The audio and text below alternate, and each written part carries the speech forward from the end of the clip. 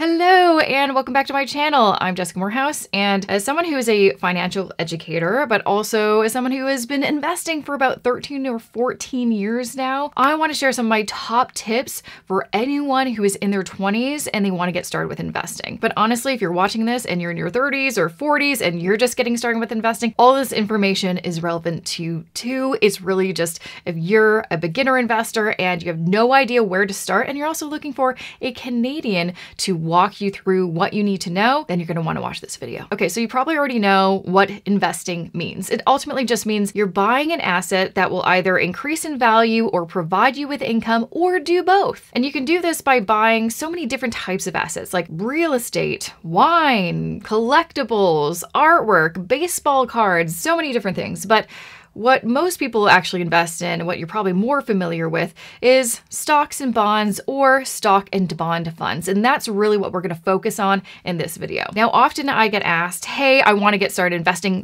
What do I do? And I know what they're actually asking. What they really want is for me to just say, buy this stock or buy this ETF. And there are tons of influencers that will do just that. I am not one of them. As someone who's been a financial content creator for over a decade, and as someone who's training to become a CFP, I know that choosing what stocks to buy or what ETFs to buy is actually the last step when it comes to investing. Instead, if you want to be a smart, savvy investor and build wealth for the long term, these are the 4 steps you actually have to take. Number 1, create an investment plan. Number 2, choose an investment strategy. Number 3, decide how involved you want to be with your investments. And then number 4, invest your money so it can grow. So to kick things off, let's dive into building that investment plan. So an investment plan is simply you outlining what you want to happen with your money, accounting for some important criteria. A solid investment plan will include the following components: setting investment goals, determining your time horizons for those goals, figuring out the amount of money you need to save up to reach those goals, assessing your risk tolerance, then building a portfolio based on all of these factors. Here's an example of what that could look like. Let's say you have a goal of retiring one day. Well, retirement is your investment goal. Let's also say you are currently 25 and you want to retire by 65. Well, the time between now and when you want to retire is 40 years. 40 years is your time horizon. Now, let's say you've tried out a few retirement calculators, or maybe you've worked with a financial planner,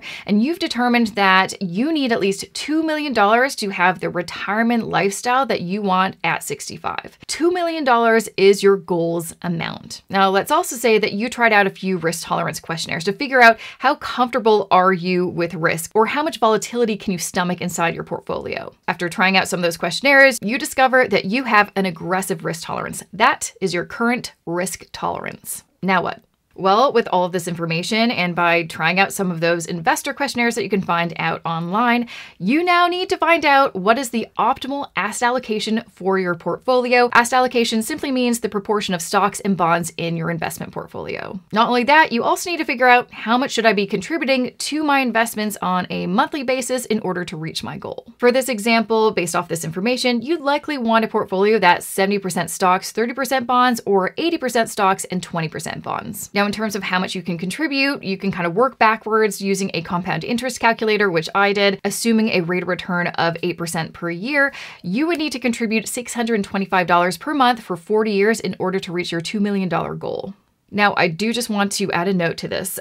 When you're in your 20s and you kind of do these calculations, you may realize, yeah, I can't afford $625 per month. I've got student loans, my rent's going up, everything is expensive, what do I do? Most people do not contribute the exact same amount every single month for the entire length of their time horizon. More often what happens is when you're getting started, you just contribute whatever you can afford, but as your income increases, as you grow in your career, then you start increasing those contributions to play catch up. For example, in my 20s, I think all I could afford was about $200 per month. And that was a lot of money for me at that time. Now that I'm closer to 40, I'm usually contributing a couple $1,000s per month to my investments. And that's a helpful reminder that for whenever you get a raise or you switch jobs and now you have a higher salary, make sure one of the first things you do is to increase your investment contributions. Okay, great. Now you have an investment plan, but honestly, it is pretty much useless if you don't know what your investment strategy is. One big mistake I see with beginner investors is they don't have a strategy to follow, and thus they're all over the place with their investments. One week they'll be into dividend stocks, and then the next week they'll be into index funds, and then the next week they'll be into growth stocks. This is not the way to go. You need to have a plan and a strategy to make things work. Now, when it comes to investment strategies, there's basically two categories. There's passive investing and active investing. And within active investing, there are a bunch of sub-strategies such as momentum investing, value investing, and dividend investing. So if this is the path that you want to take, then make sure to do your research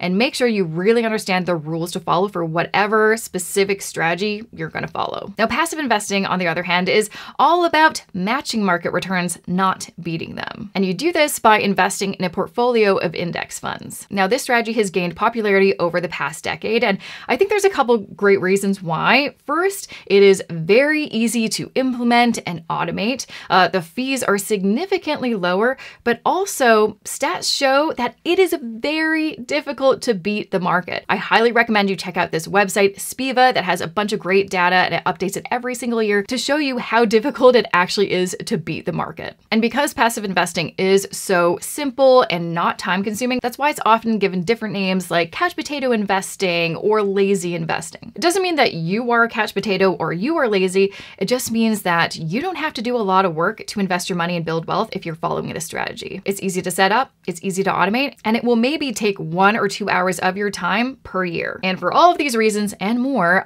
this is the reason that I've been following the passive investing strategy for many, many years, and why it's what I teach in my Wealth Building Blueprint for Canadians course. Okay, great. Now you've got a plan, you've got a strategy.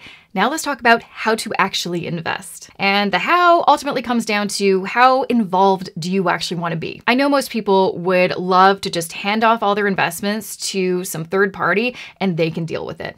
And there are a lot of benefits to doing that, but there's also a cost. If you want to have an investment professional invest your portfolio for you, manage it, take it away from you, well, you're either going to be paying high fees in terms of the products you're investing in, or a percentage of your assets under management, sometimes 1%. Not only that, a lot of these wealth management firms only work with clients who have a certain amount of wealth, such as $500,000 to invest. So if you don't meet that threshold, they won't work with you. And just to address something that I hear often, well, what about, the advisors at the bank? They're free. Technically, you don't pay them a direct fee, but they're not free. The fee that you're paying them is embedded in your investment products. Typically what happens in Canada is if you go to a bank and you say, hey, I want to invest my money, and they will start pushing you very hard on mutual funds. In Canada, we have some of the highest mutual fund fees in the world. I'm talking about 2.5% when you're just getting started. This may not be that big of a deal, but once you have 6 figures or 7 figures in your portfolio, that could be thousands, if not tens of thousands of dollars you're paying just for that fee. As you can guess, I'm not a big fan. This is why when I talk to someone who's just getting started,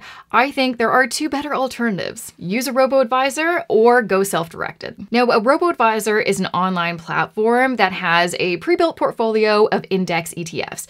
You go through their platform, they have an investor questionnaire and a risk tolerance questionnaire, you answer all their info, and then they suggest what the appropriate portfolio and asset allocation is for you. It is super easy to set up. I invested this way for a number of years. I think this is one of the best ways for people just getting started to start investing. Not only that, you can pretty much automate the whole thing by setting up automatic contributions to your portfolio, linking it to your bank account. So every month, money's just pulled out of your bank account, is invested for you, and then the robo-advisor manages your portfolio. And what that means is they take your cash contributions, they invest that for you, and then whenever your asset allocation is drifting from its target asset allocation, it will rebalance it. So if you have a 70-30 portfolio and it's drifted to 60-40, they will buy and sell securities in your portfolio to get back to that target allocation. Now, of course, this isn't free. Also, you are paying a management fee to that robo-advisor plus the MERs on all the ETFs you're invested in. With that said, in general, the management fee is about 0.5% for all Canadian robo-advisors. And then MERs, overall, maybe you're paying 0.10% or 0.15%. So overall, you're looking at maybe 0.6 or 0.65% in total. Now, to get familiar with some of the robo-advisors that exist in Canada, you may want to check out Wealthsimple Invest, Just Wealth, Modern Advisor, Quest Wealth Portfolios, RBC Investees, and BMO Smartfolio. Now, for the most cost-effective way to invest, you can go self-directed or DIY investing. What this means is you open up an account at a discount brokerage, and then you buy and sell whatever securities you like. Now, if you're an index investor like me, that means you're either going to build a portfolio of index funds or you're going to buy an asset allocation ETF, which is really just a one fund index portfolio. To get more familiar with some of the ETF providers in Canada, you may want to check out BMO ETFs, Vanguard Canada, BlackRock Canada, and Global X Investments Canada, which is formerly Horizons ETFs. Now, in terms of what discount brokerage to choose, there are a ton of them. In general, though, if you're going to go with one of the big bank ones like RBC Direct Investing or TD Direct Investing, they're going to charge you about a $10 commission every time you buy and sell a security. This is why for many years I've been using Questrade. They charge you no commissions on ETF buys. However, they do charge you a commission of about $5 to $10 if you ever want to sell your ETFs. But if you want some alternatives that are no commission discount brokerages, you may want to check out Wealthsimple Trade, National Bank Direct, and Desjardins Online Brokerage. Well, we are at the final step. Start investing. But before you hit go and start actually investing your money, I do want to share a few things that you need to keep in mind. Before you start investing, please have a fully funded emergency fund of 3 to 6 months of your living expenses.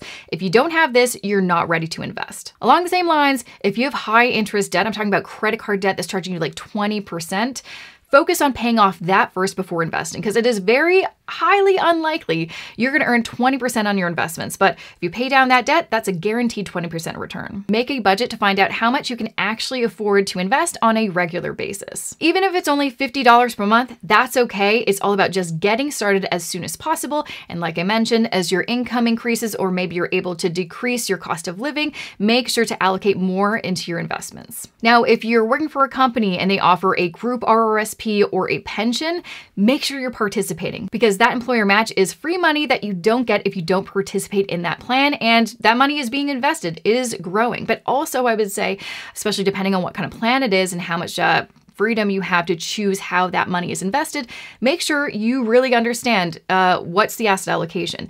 Often I find when people, join a group RSP plan, for example, they just choose the most conservative one because they think it's the safest. And then they might be invested in that for a number of years when they could have earned a higher return if they took on more risk and had a more aggressive portfolio. So really pay attention to that. And lastly, if you wanted more tools, resources, and a really clear guide on what to do, all of the ins and outs, something that I really can't go super in depth about in a YouTube video, make sure to visit jessicamoorhouse.com/course to learn more about my Wealth Building Blueprint for Canadians course. Well, that's it for me. If you have any questions, leave them in the comments, and I will see you in my next video.